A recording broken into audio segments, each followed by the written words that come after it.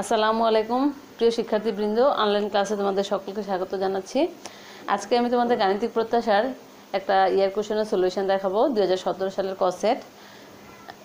একটি দোকানে নোকিয়া এবং সিম্ফনি কোম্পানি দুইটির মোবাইল সেটের চাহিদার সম্ভাবনা বিন্যাস দেওয়া আছে। এটা হচ্ছে নোকিয়া কোম্পানি আর এটা হচ্ছে তোমার সিম্ফনি। এখন তুমি প্রশ্ন নোকিয়া সিম্ফনি না দিয়ে অন্য কিছু বলতে পারে, তবে সেটা কোনো ব্যাপার না। দুইটা কোম্পানির মোবাইল সেটের সম্ভাবনা বিন্যাস দেওয়া আছে। এটার সাথে আরও দুইটা প্রশ্ন ছিল। এক নাম্বার ছিল হচ্ছে গাণিতিক প্রত্যাশা কি, আর একটা হচ্ছে পরিমিত ব্যবধান ঋণাত্মক হইতে পারে কিনা ব্যাখ্যা করো। আমি ওই দুইটা তোমাদের লিখি নেই, তো আমি তো ওই গাণিতিক প্রত্যাশা কি একটু বলি। গাণিতিক প্রত্যাশা হচ্ছে দৈবচলকের প্রত্যেকটা মানের সাথে নিজ নিজ সম্ভাবনার গুণফলের সমষ্টি। আর পরিমিত ব্যবধান বা ভেদাঙ্ক যেটাই বলি না কেন ঋণাত্মক হইতে পারে কিনা, তোমরা সবসময় মনে রাখবা ভেদাঙ্ক হচ্ছে একটা বর্গ সংখ্যা, আর বর্গ সংখ্যা কখনোই নেগেটিভ হয় না, সেটা অবশ্যই পজিটিভ হয়। আর ভেদাঙ্কের ধনাত্মক বর্গমূলকে আমরা বলে থাকি পরিমিত ব্যবধান। যেহেতু ভেদাঙ্ক হচ্ছে বর্গ সংখ্যা ঋণাত্মক হবে না, তাহলে পরিমিত ব্যবধান হচ্ছে ধনাত্মক বর্গমূল ভেদাঙ্কের। তাহলে ভেদাঙ্ক যেহেতু নেগেটিভ হয় না, তাহলে পরিমিত ব্যবধানও হচ্ছে কি নেগেটিভ হয় না। এরপরে 3 নম্বর যেটা ছিল, আমি এটা 1 নম্বরে লিখছি নোকিয়া কোম্পানির ক্ষেত্রে সি এর মান। এখানে দেখো এই যে সম্ভাবনার লেখা আছে 0, এটা হচ্ছে চাহিদা 0, 1, 2, 3, 4, আর 0 মানে হচ্ছে কি কোনো মোবাইল ফোনের চাহিদা নাই, তাহলে তার সম্ভাবনা হচ্ছে 0.1, 0.4, আর 2 এর বরাবর হচ্ছে কি সি। এখানে দেখো একটা অজানা মান দেওয়া আছে, সেই অজানা মান সি এর মানটা নির্ণয় করবা। তারপরে বলা হচ্ছে যে প্রয়োজনীয় পরিমাপ নির্ণয়পূর্বক কোন কোম্পানির মোবাইলের চাহিদাটা বেশি তোমার মতামত। এখন এই ধরনের প্রশ্ন যদি হয়, তাহলে আমরা কোন কোম্পানির অথবা কোন কারখানার বা কোন ফ্যাক্টরি যেই বলুক না কেন, যাই কিছু বলুক না কেন, যেন চাহিদা বেশি অথবা বিক্রির পরিমাণ বেশি অথবা প্রত্যাশিত মান বেশি, যখন এইগুলোর কথা বলা থাকবে তখন আমরা আলাদাভাবে এই দুইটার কোম্পানি বা ফ্যাক্টরি বা যাই কারখানা যাই বলো না কেন, এই দুইটার আমরা আলাদা আলাদাভাবে গাণিতিক প্রত্যাশা বের করব। এবং গাণিতিক প্রত্যাশা বের করার পরে দেখব যার গাণিতিক প্রত্যাশার মান বেশি সেইটার চাহিদাটা বেশি হবে। এবার প্রথমে আমরা আসি নোকিয়া কোম্পানির ক্ষেত্রে সি এর মান নির্ণয় করা। তো আমরা এর আগে এ ধরনের প্রবলেম দেখিয়েছিলাম, ওইখানে অবশ্য সি ছিল না, কে লেখা ছিল। সি বা কে যাই হোক না কেন, যখন সম্ভাবনা বিন্যাসের যে টেবিল থাকবে সেখানে কোনো একটা সম্ভাবনার মান অজানা দেওয়া থাকবে, সেই অজানা মানটা কিভাবে বের করতে হয় আমরা সবাই জানি। আচ্ছা, আমি একটু মুছি, যেহেতু অঙ্ক প্রশ্নটা নিয়ে আলোচনা করা শেষ, এখন আমি অঙ্কটা করব। এবার আসো, আমরা জানি summation P of x is equal to হচ্ছে 1। কোনো অজানা সম্ভাবনা বিন্যাসের সম্ভাবনার মান যদি অজানা দেওয়া থাকে, তাহলে সেই অজানা মানটা বের করার জন্য আমরা যেই নিয়মটা জানি সেটা হচ্ছে সমস্ত সম্ভাবনার যোগফল হচ্ছে কি 1। এই থিওরিটার উপর ডিপেন্ড করে আমরা সেই অজানা ধ্রুবকের মানটা বের করব। এর আগের ক্লাসগুলোতে আমি দেখিয়েছি এরকম আমার অনেক মানে গাণিতিক প্রত্যাশার এরকম অজানা মানের নির্ণয় করার ক্ষেত্রে ক্লাস ছিল আগের ক্লাসগুলো। ঠিক একইভাবে দেখো আমরা এখন করব যে সমস্ত সম্ভাবনা মানে হচ্ছে এই সমস্ত পি অফ এক্সের মানটা এখন আমি যোগ করব। 0.1, 0.4, সি, 0.15, 0.1 সমান হচ্ছে 1। একটা কাজ করো, সমস্ত দশমিক এগুলো যোগ করে ফেলো। আমি তো যোগ করতে পারি, তোমরা ক্যালকুলেটর ইউজ করবো অবশ্যই। 0.1 প্লাস হচ্ছে কি 0.4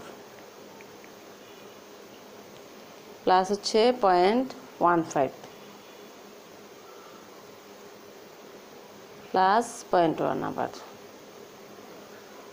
এগুলো হচ্ছে 0.75 প্লাস হচ্ছে সি সমান। সবাই তো জানো এরকম থাকলে সাইড চেঞ্জ করে প্লাসটা মাইনাস হবে, 1 থেকে 0.75 বিয়োগ করলে 0.25 থাকবে। তাহলে সি এর মান হচ্ছে কত? সি এর মান হচ্ছে 0.25। শেষ। এখন যদি কোম্পানি সি এর ক্ষেত্রে না কোম্পানি নোকিয়ার ক্ষেত্রে সি এর মানটা দেওয়া থাকতো, দেখা গেল যে সিম্ফনির ক্ষেত্রে কোনো একটা অজানা মান তোমার দেওয়া আছে সেটাতে এখানে হতে পারতো যে 0.45 না লিখে সি লিখতে পারতো, অথবা এখানে সি লিখতে পারতো। তাহলে আমরা এই যে নোকিয়ার ক্ষেত্রে যেভাবে সি এর মানটা নির্ণয় করলাম, ঠিক একইভাবে আমরা সিম্ফনির ক্ষেত্রেও আমরা সি এর মানটা নির্ণয় করব। মোট কথা হচ্ছে আমরা গাণিতিক প্রত্যাশার যে অঙ্কগুলোর মধ্যে সম্ভাবনা বিন্যাস দেওয়া থাকবে, সেই সম্ভাবনা বিন্যাসে যদি কোনো মান অজানা থাকে, সেই অজানা সম্ভাবনাটাকে আমরা বের করব একটা মূল থিমের উপর ডিপেন্ড করে। সেই থিমটা হচ্ছে যে যত সমস্ত সম্ভাবনায় দেওয়া থাকুক না কেন, সমস্ত সম্ভাবনা যোগ করলে যোগফল হবে হচ্ছে 1। এইটার উপর ডিপেন্ড করে তুমি এইখান থেকে অজানা মান সি বলো, কে বলো, যাই বলুক না কেন, সেটা আমরা নির্ণয় করব। এরপরে আসো 2 নম্বর, যেটা বলা ছিল যে কোন কোম্পানির চাহিদা তুলনামূলকভাবে বেশি। সেক্ষেত্রে আমরা বলছিলাম যে আমরা 2টা কোম্পানির আলাদা আলাদাভাবে গাণিতিক প্রত্যাশা বের করব, বের করে লিখব যে কোন কোম্পানির চাহিদাটা গাণিতিক প্রত্যাশাটা বেশি। যেই কোম্পানির গাণিতিক প্রত্যাশার মান বেশি পাবো আমরা বলবো যে ওই মোবাইল কোম্পানির চাহিদাটা বেশি। এবার ধরো 2 নম্বর ধরি এক্স, নোকিয়া কোম্পানির চাহিদা, নোকিয়া কোম্পানির চাহিদা।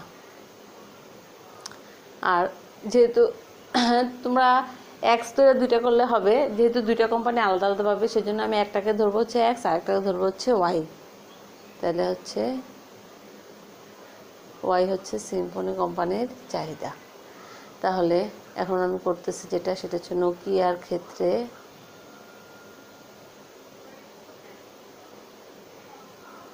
প্রত্যাশা, expectation of x, summation x P of x. এটা সবাই জানো যে গাণিতিক প্রত্যাশার ফর্মুলা হচ্ছে একটাই, যে এক্সপেকটেশন অফ এক্স সমান সমান summation x P of x. এবার আসো এক্স হচ্ছে কত, 0। আচ্ছা ঠিক আছে, এই ক্ষেত্রে একটা জিনিস দেখো, আমরা যে জিনিসটা করি, সি এর মানটা কত ছিল, সি ছিল 0.25। তো আমরা এখন সি এর মানটা এখানে বসিয়ে দিব। হ্যাঁ, যেখানে 2 বরাবর পাবো সেখানে সি এর মানটা বসাবো। আচ্ছা ঠিক আছে, তাহলে 0 × 0.1 প্লাস 1 × 0.4 প্লাস 2 × কী ছিল সি, প্লাস 3 × 0.15, তারপর হচ্ছে প্লাস 4 × 0.1। আচ্ছা আমি একটু উপর দিয়ে মুছে ফেলি একটু, তাহলে একটু সুবিধা হবে।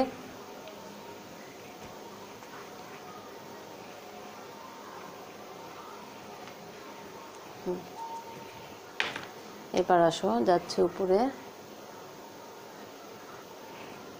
পয়েন্ট শূন্যর সাথে পয়েন্ট গুণ করা একই পয়েন্ট, এটা হবে তোমার 0.4। আচ্ছা 2 × সি, তার মানে আছে এখানে আমি 0.25 এর মানটা বসাবো।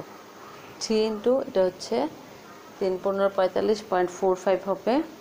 তোমাদের দেখাচ্ছি, 3 × 0.15 হচ্ছে 0.45 প্লাস 4 এটা হচ্ছে 0.4, এটা দেখো 1 × 0.4, এটা হচ্ছে তোমার 0.4 বা 40 যাই বলো না কেন, 0.4 প্লাস এটা হবে 0.5, তারপর দেখাই 2 × 0.25 হচ্ছে 0.5, 0.45 4, সবগুলো একসাথে এখন যোগ করতে হবে। 0.4 প্লাস 0.5 প্লাস 0.45 প্লাস 0.4 হচ্ছে 1.75। এক্সপেকটেশন অফ এক্স কী ছিল, নোকিয়া কোম্পানির ক্ষেত্রে প্রত্যাশা। তাহলে নোকিয়া কোম্পানির প্রত্যাশা পাইছি আমরা কত, 1.75। এবার আসো বের করব হচ্ছে সিম্ফনির ক্ষেত্রে। সিম্ফনির ক্ষেত্রে আমরা কি ধরছি, ওয়াই। ঠিক আছে, সিম্ফনির ক্ষেত্রে মোবাইলের চাহিদাকে নির্দেশ করা হয়েছে ওয়াই দ্বারা। তাহলে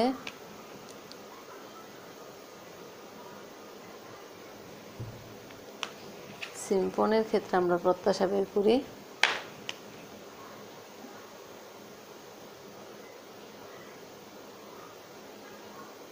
ক্ষেত্রে প্রত্যাশা expectation of y is equal to হচ্ছে y into p of y. যেহেতু এটাকে চলো চাহিদাটাকে ওয়াই ধরছে, এটা হবে পি অফ ওয়াই। তাহলে আমি করি, দেখো কী হয়। 0 into 0.09, 1 into 0.45, 2 into 0.32, 3 into 0.11, 4 into 0.03। শূন্যর সাথে গুণ করলে 0, একের সাথে 0.45, এটা দেখো হবে 0.64। তারপরে আমি তোমাদেরকে দেখাচ্ছি 2 ইন্টু 0.32, 2 ইন্টু 0.32, 0.64 যোগ এসে 0.33 হবে, আর এটা হবে 0.12। দেখো তোমরা 3 ইন্টু 0.11, 33, আর একটা ছিল হচ্ছে কি তোমার 4 ইন্টু 0.03, এটা হচ্ছে তাহলে 0.12। এইটা শেষ। এবার আমি যোগ করব 0.12 যোগ হচ্ছে 0.33 প্লাস হচ্ছে 0.64 যোগ হচ্ছে 0.45, হচ্ছে 1.54। তাহলে এক্সপেকটেশন অফ ওয়াই এর মান হচ্ছে 1.54, আর এক্সপেকটেশন অফ এক্স এর মান ছিল 1.75। তাহলে সিম্ফনি কোম্পানির চাহিদা হচ্ছে 1.54 আর নোকিয়ার চাহিদা হচ্ছে 1.75।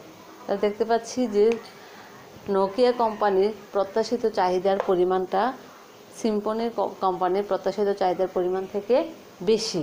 তাহলে আমরা বলতে পারি যে বলা ছিল যে কোন কোম্পানির চাহিদাটা তুলনামূলক বেশি, তার মানে হচ্ছে নোকিয়া কোম্পানির চাহিদা সিম্ফনির তুলনায় বেশি, বা নোকিয়া কোম্পানির তুলনামূলক চাহিদা সিম্ফনি কোম্পানির তুলনায় বেশি।